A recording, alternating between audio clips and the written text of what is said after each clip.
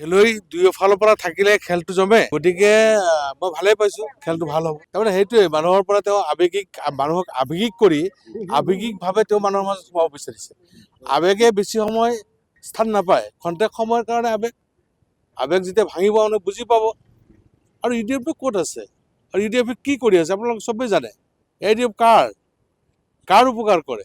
AGP একমাত্ৰ সৃষ্টি আছে বিজেপিক সহায় কৰাৰ কাৰণে, গতিকে এইটো চব মানুহেই জানে। গতিকে এইটোতো নতুন কথা নহয়, এতিয়ালৈকে আমি দেখা নাই। আৰু দপদপনি তেওঁৰ কেনেকৈ থাকিব, যিহেতু আমাৰ অসম প্ৰদেশ কংগ্ৰেছ কমিটিৰ সভাপতি আছে, কাৰ্যকৰী সভাপতি আছে, আমাৰ কমিটি এটা আছে। গতিকে সেইসকলে আলোচনা বিচাৰি কাম কৰিব, তেওঁ অকলে কি দপদপনি আছে, সেইটো এটা ওপৰৰ কথা। যিকোনো খবৰৰ বাবে যোগাযোগ কৰক 7099017330 লগতে 7099017110 নম্বৰত।